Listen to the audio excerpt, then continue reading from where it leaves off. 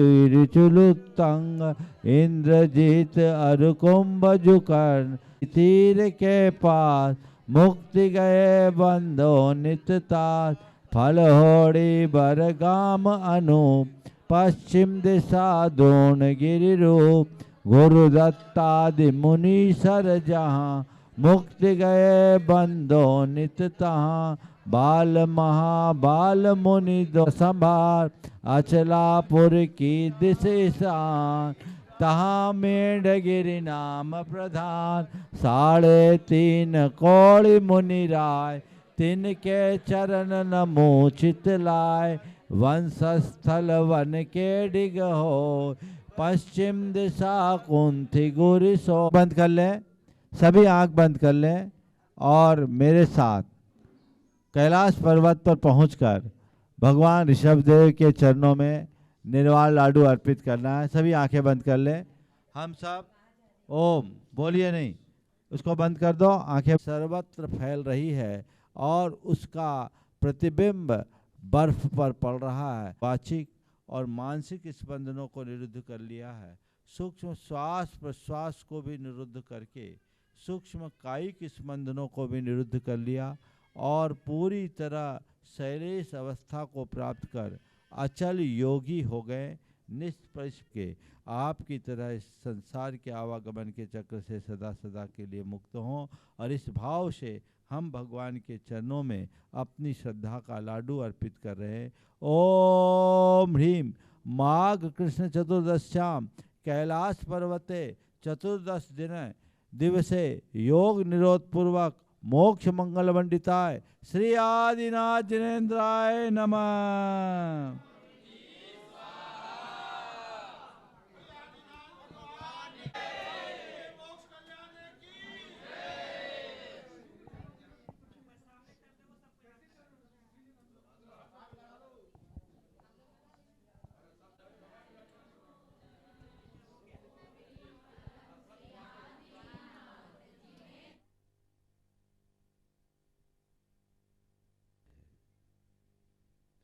यह एक ऐसा प्रयोग है जो तन को स्वस्थ, मन को मस्त और चेतना को प्रशस्त करता है। हमारा जीवन हमारी भावनाओं से नियंत्रित और संचालित होता है। हमारी भावनाओं का असर हमारे शरीर पर, हमारे मन पर और हमारी चेतना पर, तीनों पर बहुत गहरा पड़ता है। हम अपनी भावनाओं के बल पर अपने शारीरिक, मानसिक और चैतसिक तीनों प्रकार के स्वास्थ्य को ठीक कर सकते हैं। ये कैसे होता है मैं थोड़ा संक्षेप में आप सबको बताना चाहूँगा और उसके बाद आज हम भावना योग का अभ्यास करेंगे। हमारी जैसी भावना होती है, हमारे शरीर के अंदर रहने वाली अंतःस्रावी ग्रंथियों का उसी अनुरूप प्रवाह होना शुरू होता है। हमारे शरीर में कई तरह की ग्रंथियाँ हैं, एड्रिनल ग्रंथि, पिट्यूटरी ग्रंथि, थाइमस, हाइपोथैलेमस ग्रंथि और कई तरह की ग्रंथियाँ। ये सारी ग्रंथियाँ हमारी भावनाओं से प्रभावित होती है। अगर हमारी भावनाएं अच्छी होती हैं तो अच्छी ग्रंथियों का संचार होता है। भावनाएं खराब होती है तो ग्रंथियों से उसी तरह का सिक्रेशन होता है। और जब ग्रंथियां अलग अलग तरीके से काम करती है तो हमारे शरीर के रसायनों में परिवर्तन आ जाता है। रसायनों के परिवर्तन से हमारे शारीरिक स्वास्थ्य में अंतर आता है। इसलिए यदि हम अच्छी भावनाएं रखें तो हमारा स्वास्थ्य अच्छा हो सकता है। भावनाओं का हमारे शरीर पर क्या असर पड़ता है, इसमें मेडिकल में 2 तरह के शब्द आते हैं। एक प्लेसिबो इफेक्ट और दूसरा नोसिबो इफेक्ट। जो मेडिकल साइंस से जुड़े हैं वो इस चीज़ को अच्छे से जानते होंगे। ये प्लेसिबो इफेक्ट और नोसिबो इफेक्ट क्या है? किसी व्यक्ति को कोई गंभीर बीमारी है और उसे एकदम साधारण से मान लो डिस्टिल वाटर का इंजेक्शन लगा दिया और कह दिया ये रामबाण दवा है, उसके मन में उस औषधि पर श्रद्धा बैठ गई। तो साधारण सी दवा भी रामबाण का काम कर सकती है। इसके उलट है नोसिबो इफेक्ट। साधारण सी बीमारी है और उस व्यक्ति को कह दिया जाए कि तुम बहुत गंभीर बीमारी से ग्रस्त हो, इसका कोई इलाज नहीं, तो आदमी अच्छी दवाई लेने के बाद भी उसका लाभ नहीं मिलेगा। हम लोग अपने अनुभव में देखते हैं, किसी व्यक्ति को जो बीमार है उससे कहो आज तो आप बड़े स्वस्थ दिख रहे, अच्छे लग रहे हो, लग रहा है काफ़ी सुधार हो गया। अगर 2-4 आदमी इसी बात को दोहराए तो आप देखेंगे कि उसके शरीर पर सकारात्मक प्रतिक्रियाएं हैं। इसके उलट कोई व्यक्ति स्वस्थ है, भला चंगा, क्यों भाई क्या बात है, आज बहुत ढीले ढीले दिख रहे हो, तुम्हारे कदम भी लड़खड़ा से रहे हैं, चाल गड़बड़ है, क्या बात है, बीपी तो ठीक है ना? नहीं मैं तो बिल्कुल ठीक हूँ, मुझे कभी बीपी हुआ ही नहीं, एक आदमी ने कहा। दूसरे ने कहा क्या बात है भाई, आज तो तुम बहुत लड़खड़ाते चल रहे हो, कुछ ढीले ढीले दिख रहे हो, क्या बात है, थोड़ा चेकअप वेकअप करा लो। नहीं मैं तो ठीक हूँ। और यही बात तीसरे व्यक्ति ने कहा। 3 आदमियों ने कह दिया आज गड़बड़ है, चलो चल के बीपी चेक कराते हैं, 100% उस व्यक्ति का बीपी बढ़ा मिलेगा। ये क्या है? Nocebo effect. समझिए? तो ये प्लेसिबो इफेक्ट, नोसिबो इफेक्ट क्या है? ये हमारी भावनाओं का प्रभाव है। यदि हम अपनी भावनाओं को मोड़ देते हैं तो अपने शारीरिक स्वास्थ्य को बहुत अच्छे से ठीक कर सकते हैं। मानसिक स्वास्थ्य, हमारे मन में जितनी भी दुर्बलताएं हैं, मन में जितने विकार हैं, ये हमारी भावनाओं के कारण होते हैं। हमारी जैसी भावना होती है वैसी हमारी सोच होती है, जैसी सोच होती है वैसी प्रवृत्ति होती है, और जैसी प्रवृत्ति होती है वैसा हमारा चरित्र बन जाता है। अपने भाव और स्वभाव में बदलाव लाने के लिए हम भावनाओं का आलंबन ले सकते हैं। अच्छी भावनाएं अच्छी सोच को उत्पन्न करती है, अच्छी सोच से अच्छी प्रवृत्ति होती है, और अच्छी प्रवृत्ति से अपना चरित्र अच्छा होता है। अपने चरित्र को उज्जवल बनाना चाहते हैं तो प्रवृत्ति को बदलना है, और प्रवृत्ति को बदलना चाहते हैं तो सोच को बदलना है, और सोच को बदलना है तो अपनी भावनाओं को बदलना जरूरी है। भावनाएं क्या है? हमारे चित्त में जमे हुए संस्कारों का प्रकट रूप ही भावना है। समझ गए? हमारे चित्त में जो भी अच्छे बुरे संस्कार होते हैं वो जो प्रकट होते हैं वो भावना है, और भावना के प्रवाह का नाम सोच है। सोच ही प्रवृत्ति को जन्म देती है, और प्रवृत्ति से हमारा चरित्र बनता है। तो हम अपनी भावनाओं में बदलाव ला कर के जीवन में बहुत बड़ा परिवर्तन घटित कर सकते हैं। मनोविज्ञान के अनुसार यदि हम बात करें तो हमारा 2 तरह का मन है, एक चेतन मन और दूसरा अवचेतन मन। चेतन मन जो हमारा ये प्रकट मन है, जो हमें दिखता है, जो हमारी एक्टिविटीज दिख रही है, ये सब चेतन मन से संचालित है। लेकिन दूसरा मन है अवचेतन मन, जो दिखता नहीं पर चेतन मन को एक्टिवेट करता है। हमारी जितनी भी प्रवृत्तियां हैं उसमें चेतन मन का रोल 10% है, 90% किसका रोल है? अवचेतन मन का। अवचेतन मन क्या करता है? चेतन मन के द्वारा प्राप्त सूचनाओं को चुपचाप ग्रहण कर लेता है और जैसे उसको फीडिंग होती है वैसा ही वो साकार कर देता है, वैसी हमारी प्रवृत्ति बना देता है।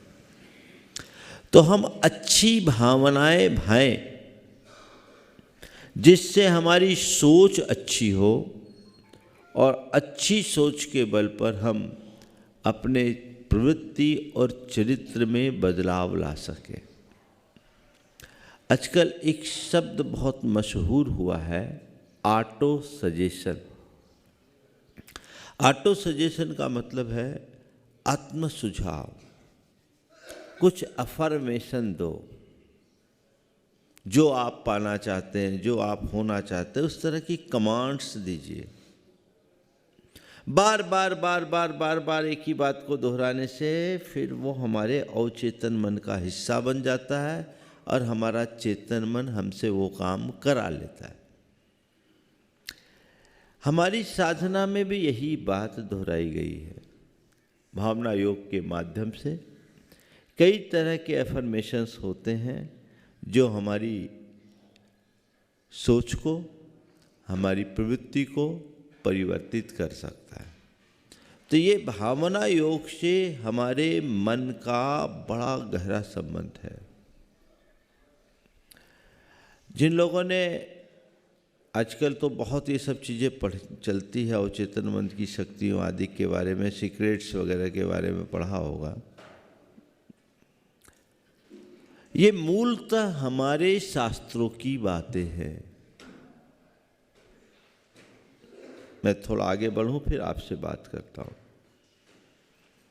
वो कहते thoughts becomes things, law of attraction, है ना। आज के यूथ्स को ये सब चीज़ें बड़ी अच्छी लगती है, ये नई चीज़ है। अरे भैया ये हमारी चीज़ है। वो कहते थॉट्स बिकम्स थिंग्स, तो हमारा दर्शन करता यद भाव्यते तद भवति। हम जैसी भावना भाते हैं वैसा होता है। अंतर क्या है? हमारी बात को उन्होंने अंग्रेजी में बोल दिया तो हमको सुहाने लगी। हमारी संस्कृति में सदियों पहले से ये बात थी। हम जैसा देखते हैं, जैसा सुनते हैं, जैसा बोलते हैं, जैसा महसूस करते हैं, जैसा सोचते हैं, चीजें वैसी हो सकती है। यद भाव्यते तद भवति।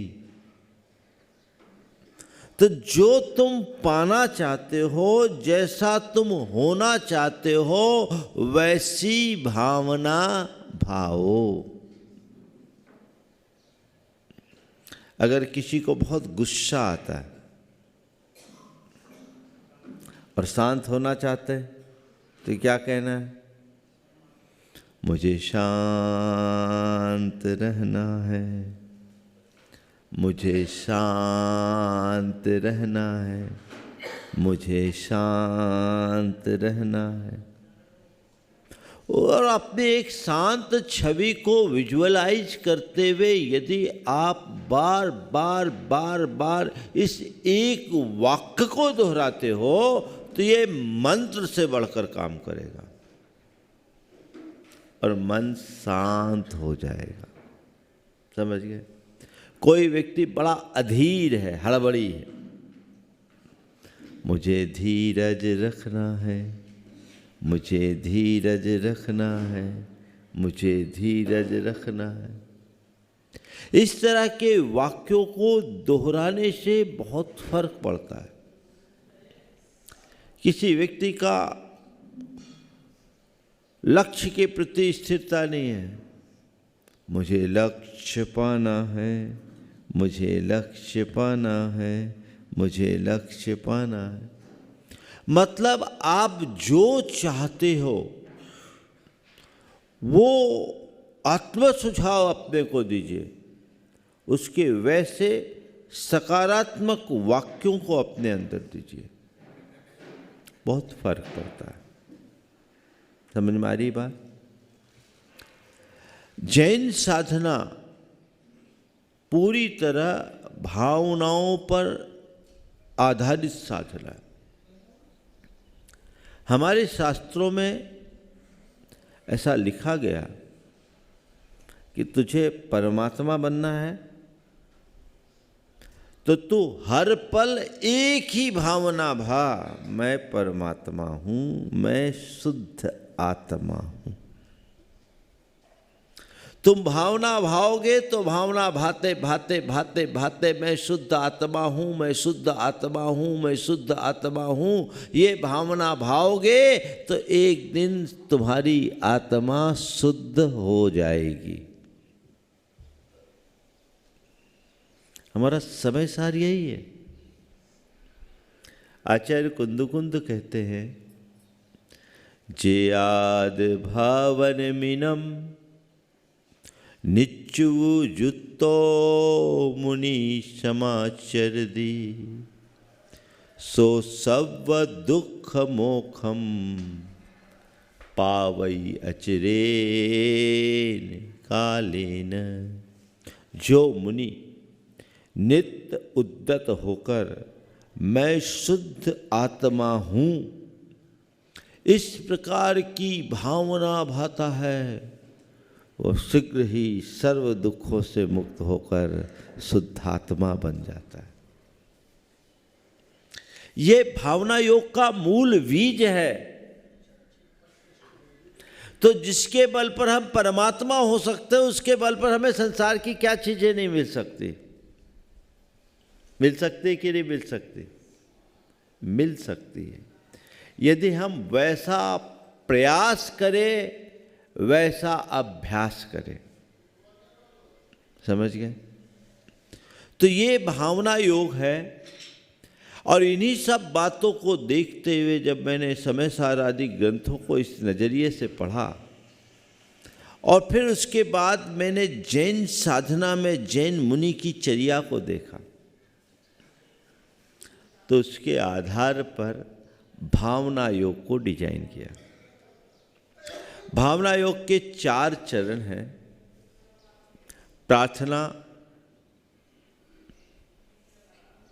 इनर नरिशमेंट, प्रतिक्रमण,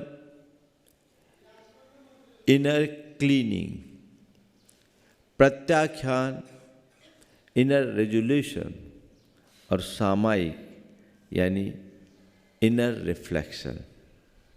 ये 4 चरण जब मैंने देखा कि जैन मुनियों की साधना में 6 आवश्यक है, जो हम लोग रोज करते हैं, स्तुति, वंदना, प्रतिक्रमण, प्रत्याख्यान, सामायिक और कायोत्सर्ग। ये 6 आवश्यक किसी भी मुनि की समस्त चर्या को व्यवस्थित करने के आधार है। मैंने इन्हें ही देखा तो इन 6 को चूंकि मैं प्राय 4 की बात करता हूँ तो 4 में अंतर्भूत किया।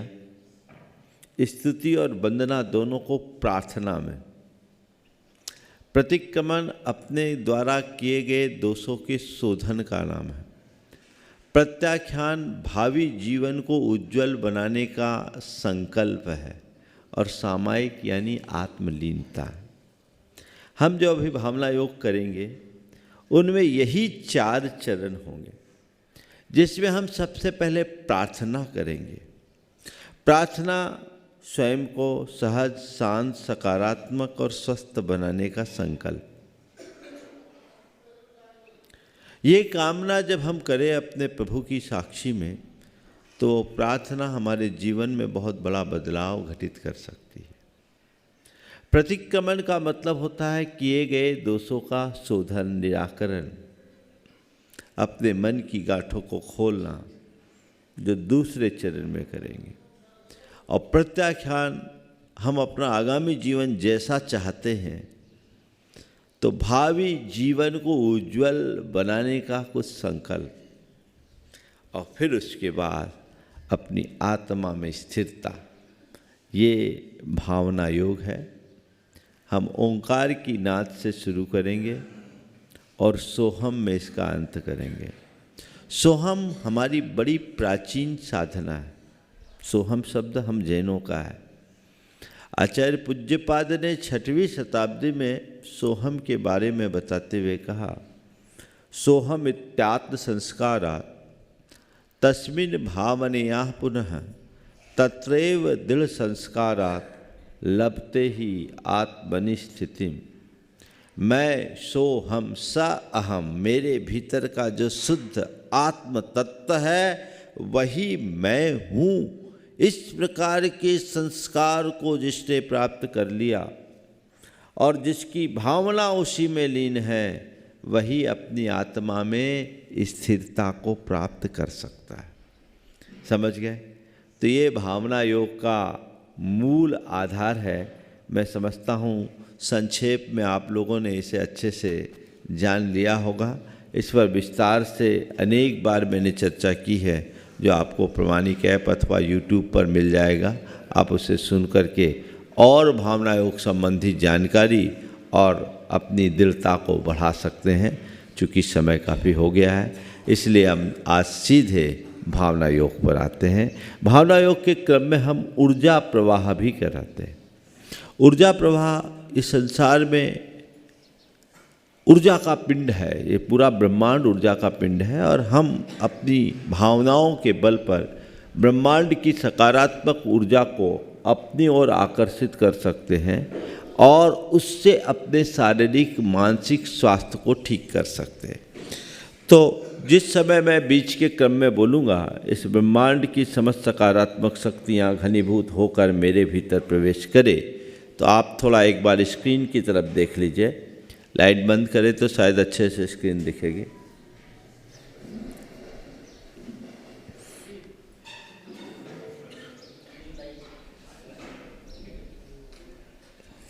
हाँ, ओ बस ठीक है, दिख रही है आप लोगों को।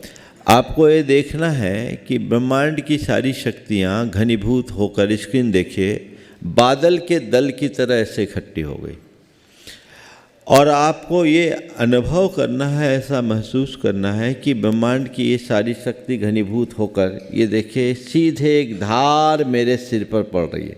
पहुँच कर लो थोड़ा।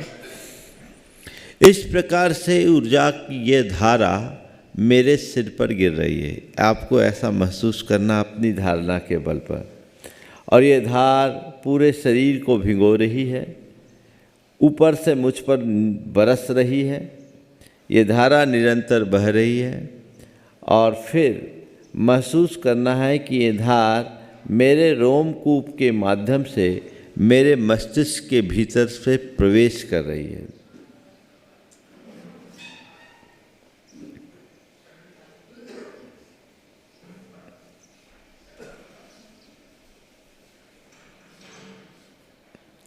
ये धारा आप धीरे धीरे, ये देखिए, हमारे शरीर में 72,000 रंग विहीन नाड़ियाँ हैं और इनके माध्यम से संपूर्ण शरीर में हमें ऊर्जा के इस प्रवाह को ले जाना है।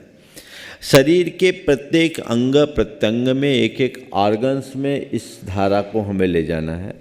आप महसूस करें, पहले मस्तिष्क में, मस्तिष्क से फिर मुख में, और फिर जहाँ हमको कोई परेशानी है, यदि किसी को सिर में तकलीफ़ है, किसी को कंधे में तकलीफ़ है, किसी को गर्दन में तकलीफ़ है, किसी को छाती में, पेट में, उस स्थान को लाल महसूस कीजिए और ऊर्जा के प्रवाह से उसको फ्लैश कर दीजिए और धीरे धीरे फ्लैश कर दीजिए और महसूस कीजिए कि वहाँ की सारी नेगेटिविटी ख़त्म हो गई है, विकृति ख़त्म हो गई है और मैं पूरी तरह स्वस्थ हो गया हूँ। अपने शरीर के एक एक अंगों में ऊर्जा के इस प्रवाह को आपको ले जाना है और महसूस करना है कि मैं ऊर्जा का पिंड बन गया। समझ गए? इससे बहुत अच्छे परिणाम आते हैं। कैंसर जैसी जानलेवा बीमारी से भी लोगों ने निजात पाई है। अनेक लोगों के अपने अनुभव हैं और उन अनुभवों को आप देख सकते हैं। आपको प्रमाणिक ऐप में सारे लोगों के अनुभव उपलब्ध हैं, आप उसका लाभ ले सकते हैं और ये जीवन में बहुत बड़ा बदलाव करते। शारीरिक, मानसिक और चैतसिक तीनों प्रकार के स्वास्थ्य में बदलाव आता है। आपकी बीमारियां भी नियंत्रित होगी और मनोकायिक जितनी भी दुर्बलताएं हैं उनको बहुत आसानी से दूर कर सकते हैं। चिंता है, डिप्रेशन है या एंजाइटी और इस तरह की जो प्रॉब्लम्स है ये बहुत आसानी से ठीक होती है। और इसी तरह गर्भवती महिलाएं अगर भावना योग करती हैं तो उसका भी बहुत अच्छा प्रभाव होता है। उनके लिए 9 मिनट का एक अलग भावना योग है, आप इसका लाभ ले सकते हैं। अब हम भावना योग की शुरुआत करते हैं। भावना योग का प्रत्यक्ष उदाहरण मैं बैठा हूँ। मेरा ये जो दाहिना हाथ है एक नस के दब जाने के कारण 1.25 इंच पतला हो गया था। मुझे पिछी भी भारी लगती थी। नमो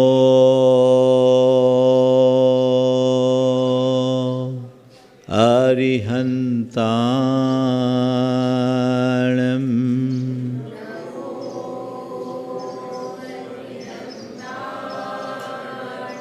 नमो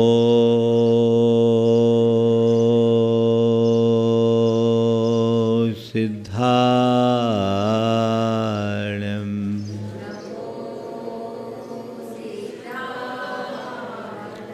नमो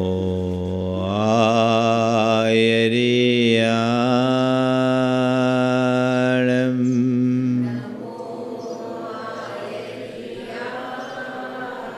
नमो उवज्झायाणं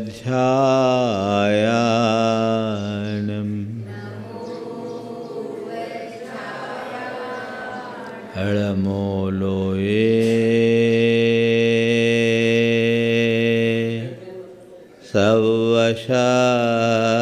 सवशाहुनं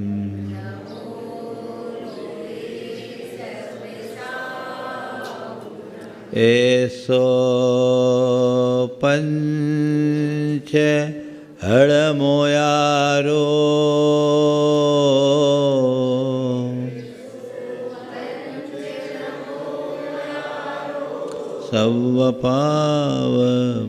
सर्वपावपनाशनो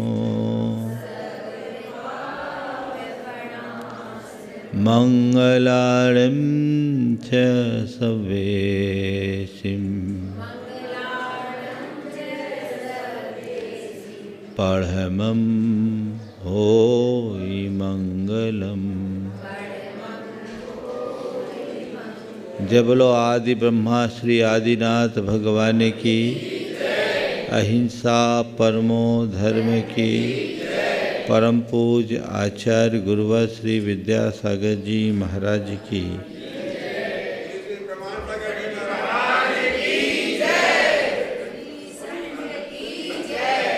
आज का दिन भारतीय संस्कृति के इतिहास का बड़ा महत्वपूर्ण दिन है। आज जैन धर्म के आद्य तीर्थंकर भगवान ऋषभदेव का निर्वाण महामहोत्सव है। भगवान ऋषभदेव जिन्हें आदि ब्रह्मा और प्रजापति के रूप में जाना जाता है, कर्म मूलक मानव सभ्यता के सूत्रधार रहे। भगवान ऋषभदेव के पूर्व इस धरती पर भोग युग था। नर नारी युगल रूप में जन्म लेते थे और युगल संतान को जन्म देकर दिवंगत हो जाते थे। उस समय न परिवार था, न समाज, न ही कुटुंब, कोई एक व्यवस्था नहीं थी। हमारी समस्त आवश्यकताओं की पूर्ति 10 प्रकार के प्राकृतिक कल्प वृक्षों से हो जाती थी। काल के प्रभाव से धीरे धीरे कल्प वृक्षों का प्रभाव कम होने लगा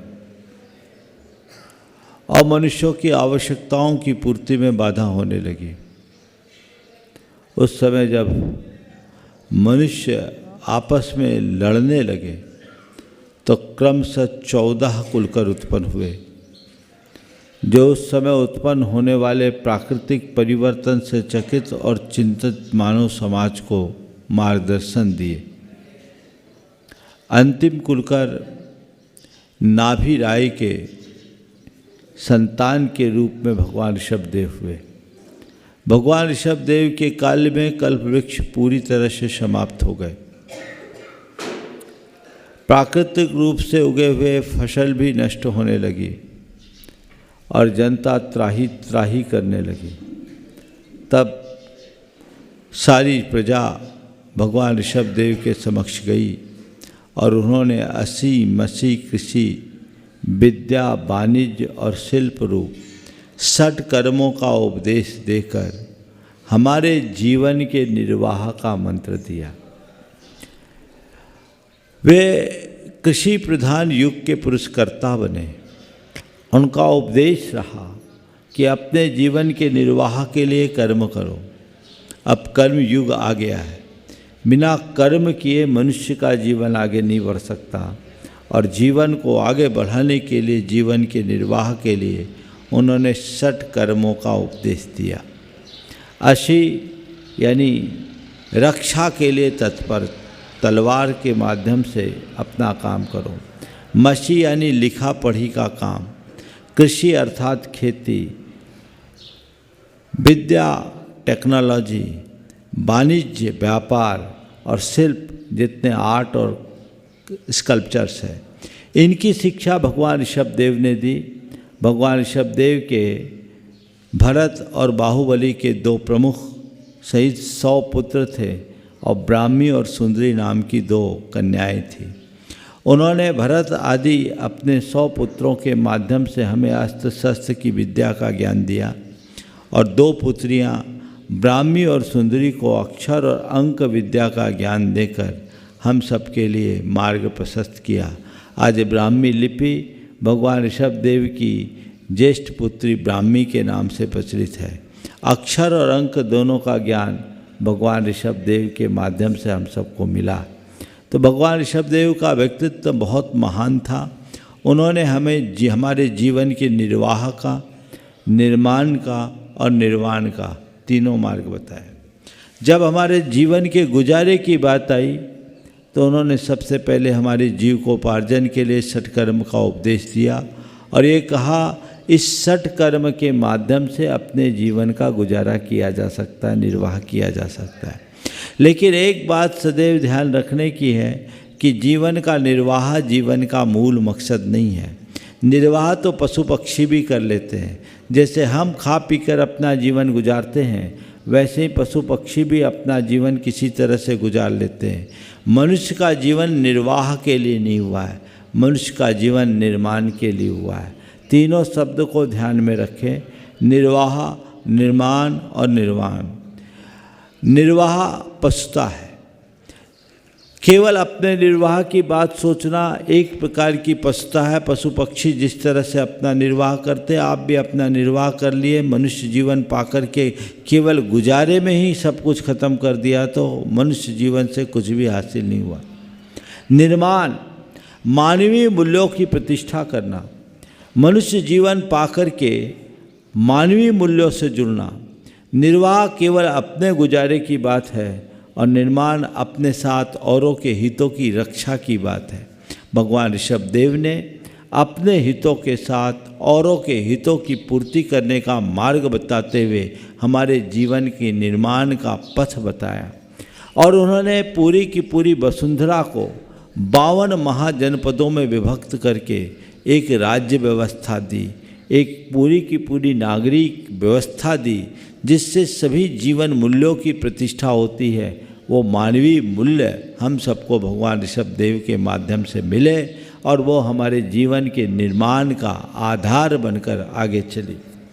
तीसरे क्रम में है जीवन का निर्माण। निर्माण मनुष्यता है। अगर कोई मनुष्य अपने जीवन में मनुष्यता की प्रतिष्ठा नहीं करता तो उसका मनुष्य होना निरर्थक है। एक बात सदैव ध्यान में रखने की है, मनुष्य का जन्म नहीं होता, मनुष्य का निर्माण होता है। जन्म तो एक शिशु का होता है। जैसे मिट्टी का घड़ा है, मिट्टी है, मिट्टी के लौंधे से कलश का निर्माण होता है, घड़े का निर्माण होता है। ऐसे ही हमारा जीवन एक शिशु का तरह है जो मिट्टी की तरह है। हम उसे कलश का आकार दें, मिट्टी को मंगल कलश का रूप देना ही मिट्टी का सही निर्माण है। मनुष्य मात्र में मनुष्यता की प्रतिष्ठा करना ही हमारे जीवन का निर्माण है, जो भगवान ऋषभदेव ने हमें निर्माण का मार्ग बताया। पर कहा कि निर्माण तक सीमित रहना हमारे जीवन का ध्येय नहीं है।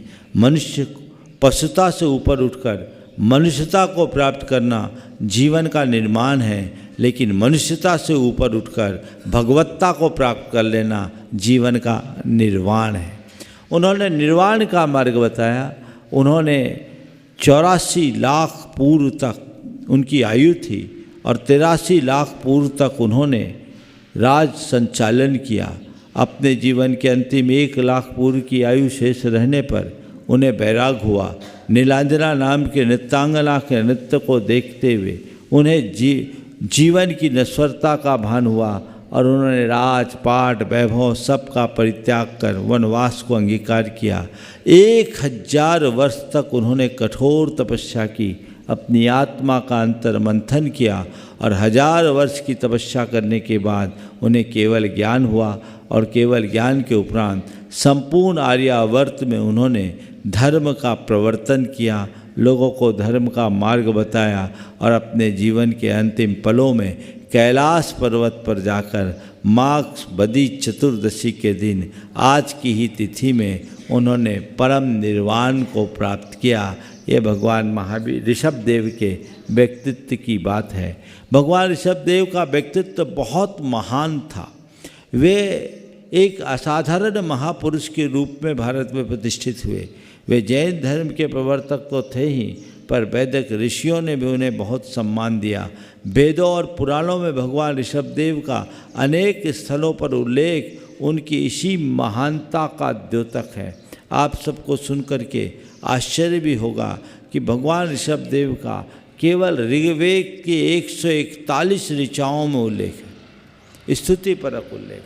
ऋग्वेद में 141 ऋचाओं में ऋषभदेव का उल्लेख है। अनेक पुराणों में भगवान ऋषभदेव का उल्लेख है।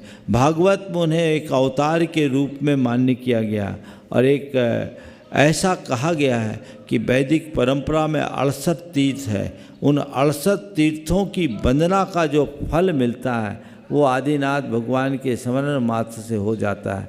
अष्टषष्टिषु तीर्थेषु यात्रायाम यत् फलम भवेत् श्री आदिनाथस्य देवस्य स्मरण मात्रेणापि तद् भवेत्। 68 तीर्थों की यात्रा का जो फल मिलता है वो आदिनाथ भगवान के स्मरण मात्र से प्राप्त हो जाता है। ये भगवान ऋषभदेव की महानता का द्योतक है। ऋषभदेव भारत की संस्कृति के महान पुरोधा हुए हैं।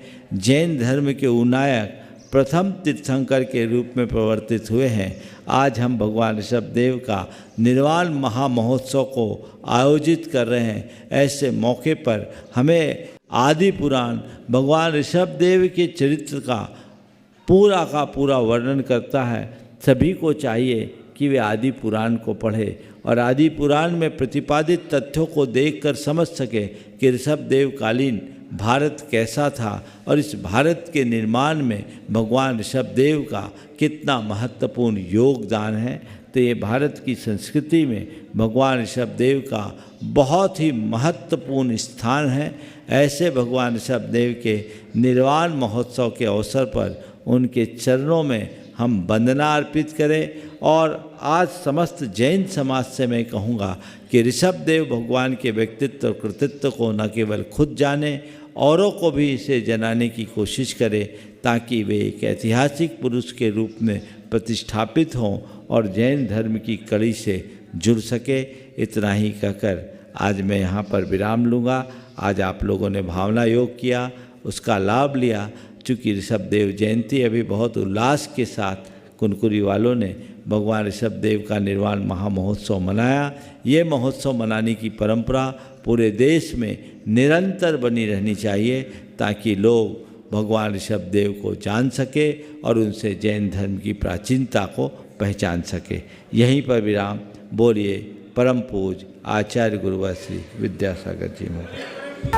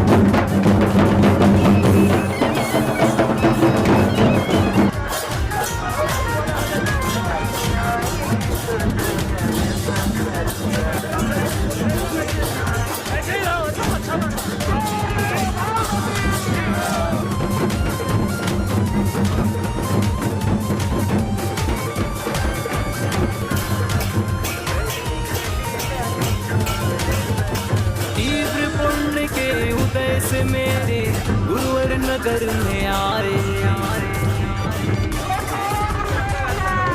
महावीर के लखनंदन का हम सब दर्शन पाए। सारी मैं सारा हूँ रवि के बिहार का, वर्तमान माना हमने तुम्हें वर्तमान का।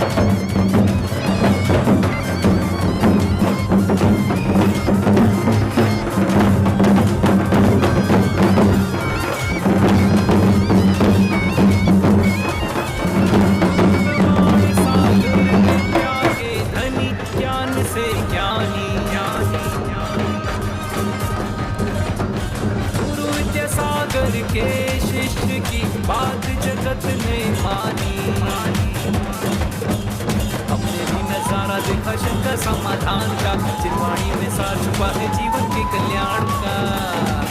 जो बात प्रमाणित करते, जो बात प्रमाणित कहते, उनकी जयकार लगाएंगे, गुरु की जयकार लगाएंगे। पधारो पधारो पधारो हिपड़े में गुरुदेव, यही मनोहार लगाएंगे।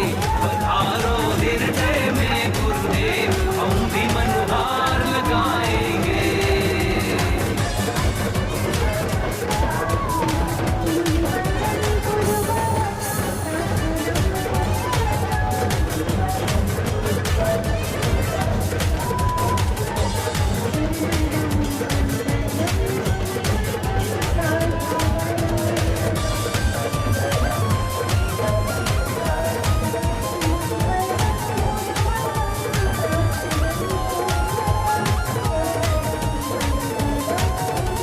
जन्म जन्म की मैली चादर कैसे दाग छुड़ाए, युग मनीषी युग दृष्टा हमको इसकी राह सुझाए।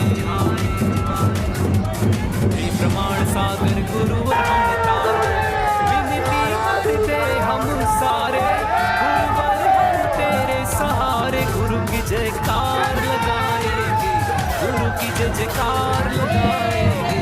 पधारो पधारो पधारो हिपड़े में गुरुदेव, यही मनोहार लगाएंगे।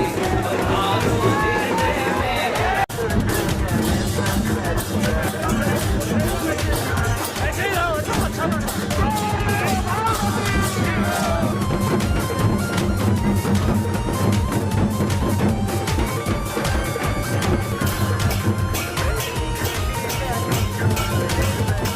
तीव्र पुण्य के उदय से मेरे गुरुवर नगर में